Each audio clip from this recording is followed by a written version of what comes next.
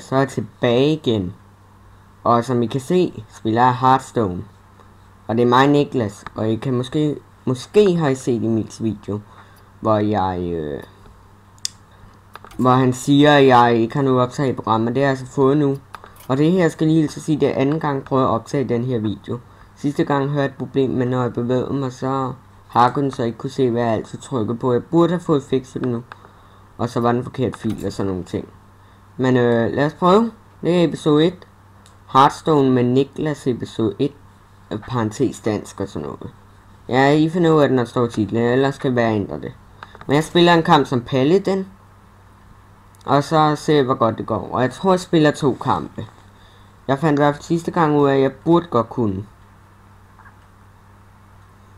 Og som I kan se, så er den snart 12 om natten. Og jeg sætter lige noget 20 på, så er jeg sikker på, at 20 ikke går for lang tid. Håber det kører fint for jer, altså. Eller også så må jeg lige hurtigt slette den og prøve igen. Eller også bliver den lagt ud som den er nu, og så må det være åbent i næste episode. Og jeg håber at jeg vinder den her. Sidste gang jeg spillede tabte jeg faktisk også den første, men jeg vandt den anden. Så lad os håbe det går lige så godt den her gang, bare hvor jeg vinder begge to. Og når forresten inden jeg siger at man kan ikke vinde hver gang. Og jeg er ikke pro, og jeg er heller ikke amatør. Jeg er nok lidt imellem. Som I kan se, starter jeg med den her. Det er bare et nyt kort, jeg ikke har prøvet endnu at bruge. Altså jeg har haft det før, men jeg har ikke haft prøvet det, fordi jeg ikke har haft nået det.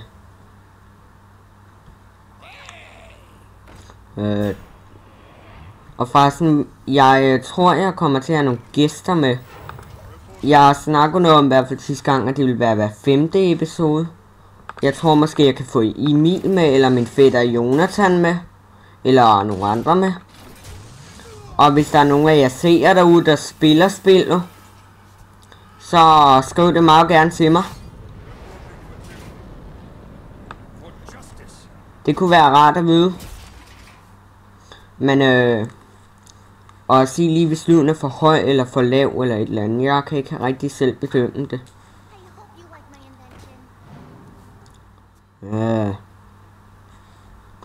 Den der, den skriver ind på alle. Det gode er bare, hvis den nakker mine, så nakker den også sine egne.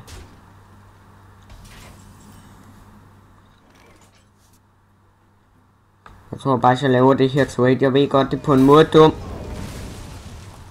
Men jeg kan til gengæld få mine cover ud.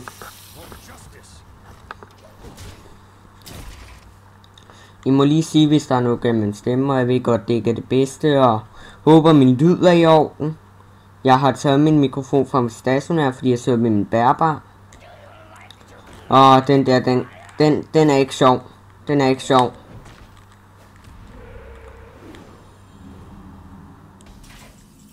Men den tror jeg bare, vi tager ud fra starten af.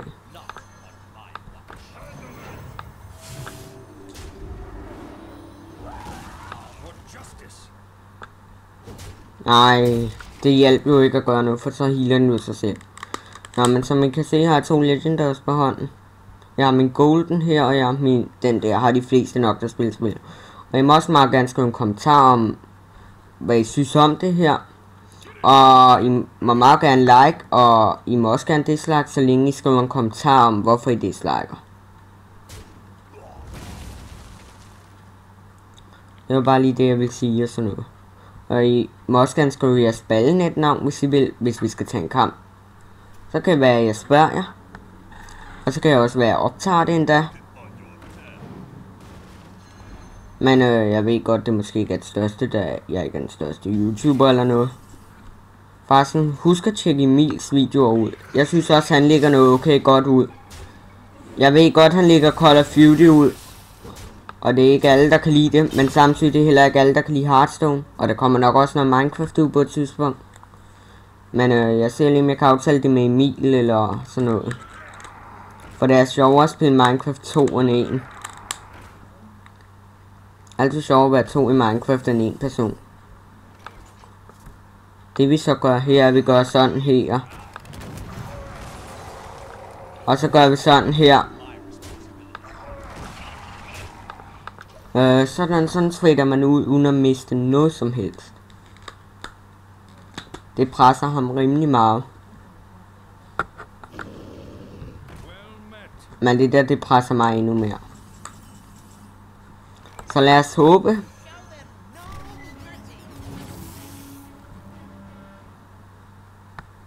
Vi laver bare trade. Prøv at det er så sjældent, jeg bruger det her frostkort overhovedet. Fordi, hvad skal jeg bruge til? Jeg så også Emils video igennem. Jeg vil også fortælle noget om mig selv.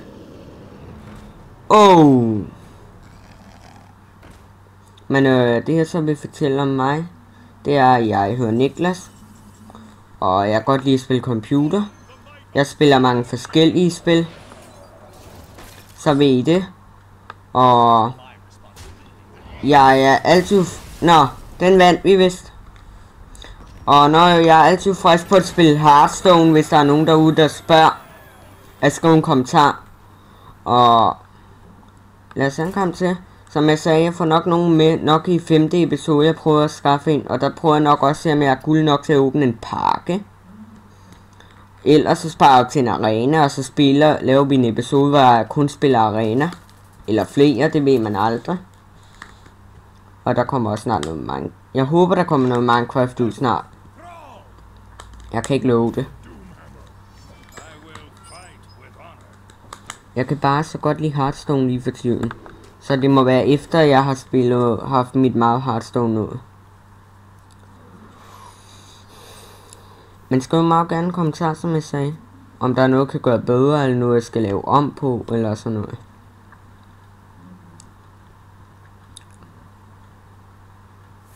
Altså, jeg tror efter den her kamp, synes jeg, vi er lavet nok, fordi jeg spiller nok 2 kampe i hver episode. Det kommer også an på, hvor lang tid de varer. Nogle bliver kort, nogle bliver lange. Sådan er det.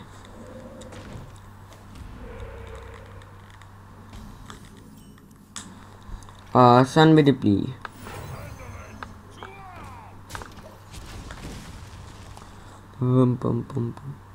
Og jeg kommer nok også til at spille sådan noget andet end min Paladin. Næste episode tror jeg måske det bliver en med Mage. Og så må jeg bare gerne skrive en kommentar, hvis der er nogen jeg skal spille som. Og også hvis det er nogen jeg ikke spiller som normal. Jeg spiller normalt som Paladin, eller bare smidt som Paladin. Ikke rigtig så mange andre. Så tit. Selvfølgelig jeg spiller dem, når jeg har en quiz med dem, så jeg kan godt finde ud af dem, ikke? Men jeg bare stiger lavt level med, det er Warlock. Og ja, jeg ved godt han er god, men jeg spiller ikke til dagligt som ham.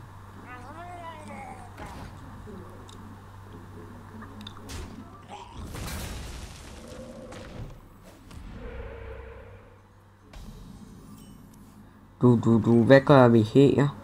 Jeg kunne totalt booste min mand op i den her runde. Det tror jeg bare, at jeg prøver. Og den her taktik har jeg prøvet før, og jeg vandt faktisk på den. Jeg booster ham så også op med 3 ekstra damage nu, så han var 9-6'er. Og det var at lave den her runde. Selvfølgelig. Jeg takker.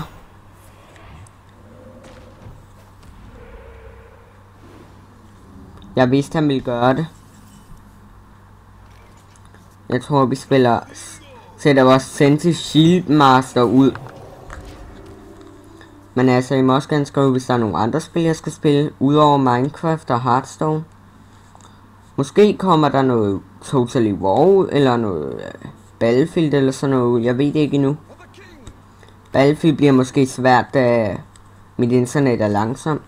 Og hvis mit internet kommer hurtigt nok op, så kan det godt være livestreamer en dag.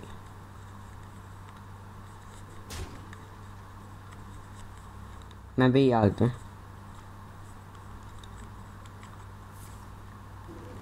Men så. Super! Og husk at gå ind og tjekke Emils videoer ud. Og især hvis I godt kan lide Call of Duty. Men der smed jeg lige det tunge skyt ud. Eller det er nok den her nok nærmere. Men den her, den hvis I ikke kender den sevn, så dræber nogen til hver en minion. Og hvis I er nye til spillet, så skriv også meget gerne en kommentar om det.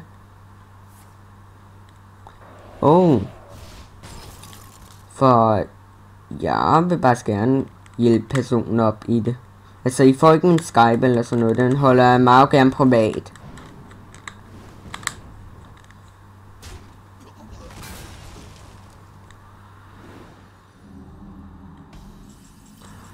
Hvad gør vi så her? Jeg tror, vi gør sådan her. Og så gør vi sådan her.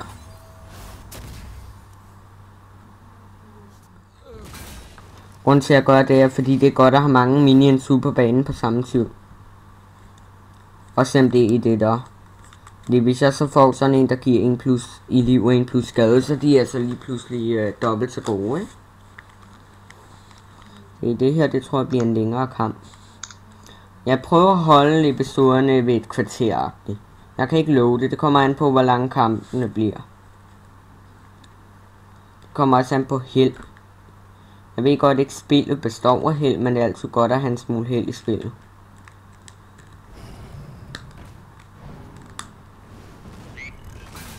Undskyld, hvis I kan høre råde med noget. Det er min telefon.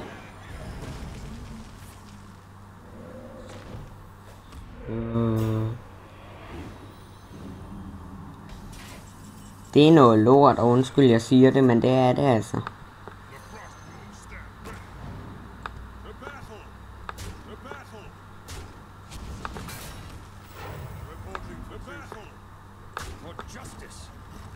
Den der vil vi meget gerne have ud af spillet. På grund af den healer alle hans minions. Og den der vil vi også gerne have ud af spillet, og den der vil vi især gerne. Men altså, hvis jeg kan smide den der ud og få det rigtige kort, så kan det bare være rimelig godt.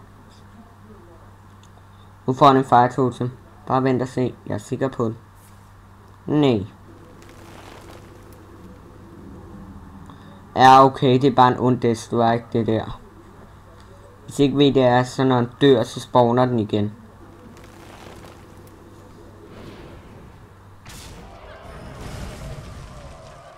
Se.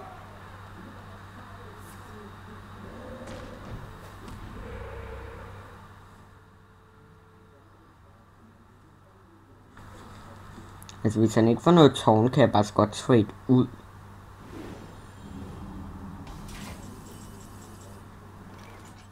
Trader ud.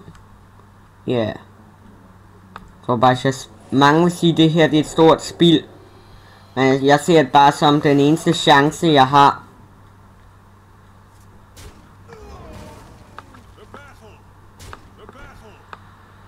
Nej, jeg kunne have fået begge hans totems ud. Forresten, det her våben plejer jeg ikke at bruge, det kun fordi den hører med til de der 3, der bliver spawnet. Altså det er 3 damage hver runde, og de er fordelt. Bare lige før den her episode bliver længere end den første, jeg bare slået. Ej, det er så irriterende, sådan nogen der. Og Windfeud oven i.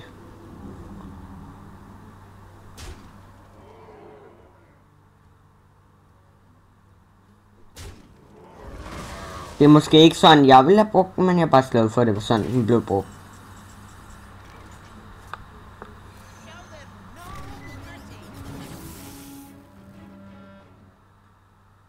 Det vi så gør, er, at vi gør sådan her.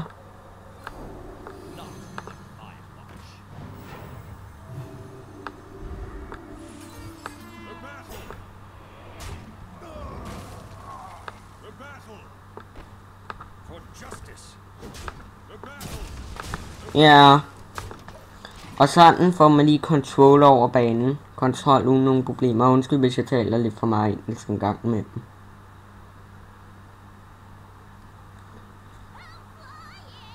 Ej, ikke en til dem der. De er så irriterende. Og sådan en der.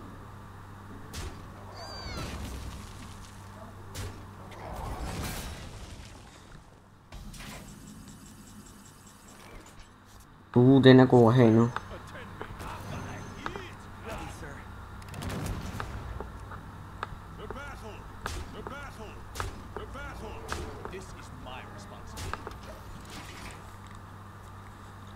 Hvor langt så er vi nu? Vi er ikke så langt til nu. Men altså, medmindre han har noget, der kan skade en hel masse på en gang.